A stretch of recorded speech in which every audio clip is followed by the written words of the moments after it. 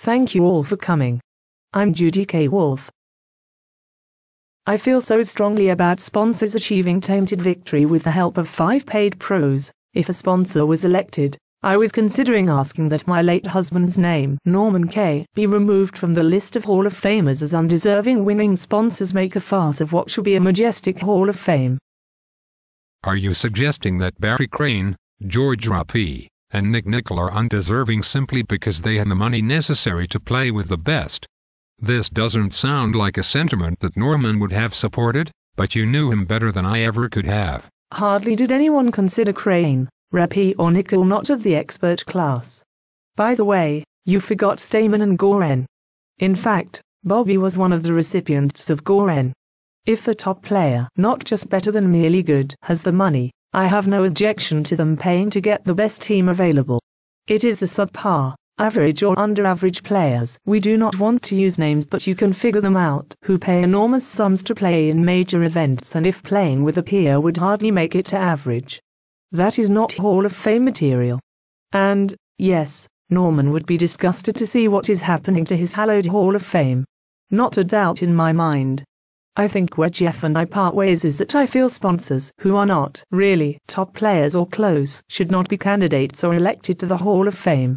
Whether they win or not is up to the public, and most of the electors are sharp, in the know, up-to-date decision makers who are aware what is going on both in front of and behind the cameras.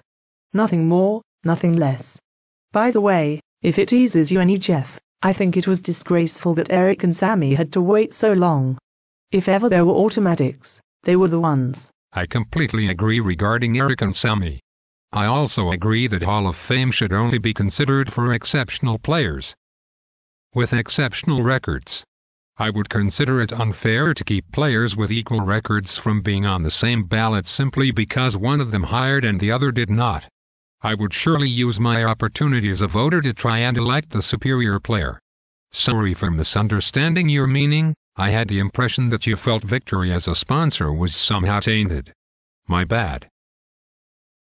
My times have changed. The superstars and up-and-coming players of my day were not so cocky, arrogant, disrespectful, or sarcastic and continually beat their chests, and I am not referring to Bob Height's men. The old-timers were respectful of each other and wouldn't dare be guilty of the brashness or know-it-all attitude expressing it in public. And, as far as Corey Cole's reference to Jill and Judy, both of them have been great ambassadors for the game. I hardly think of Jill fitting the bill for being part of the "We did not vote for Bush" the sign held up on the podium before about 80 nations, many enemies of the US, at the 2007 Shanghai Witches incident at the WBF Venice Cup Awards ceremony. Besides, all members had signed papers agreeing to keep politics off the drawing board. Yes, times have certainly changed. Hi. As a site administrator, I'd like to weigh in here. Please keep comments about other people polite, respectful, and positive in public. When a rude or negative comment is posted, it doesn't matter if it's right or not, such comments have no place on our site. The reason is we want this to be a community where all feel welcome, not a community where people feel free to sling mud at each other. Thank you.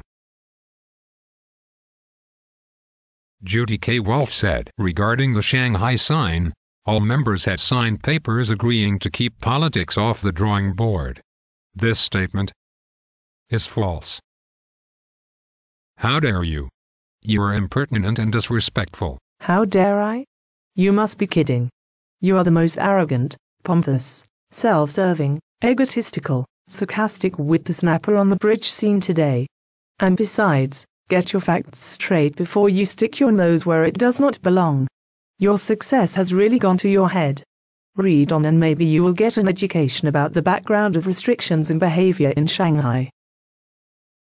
I have flagged the last comment as inappropriate given what I said earlier.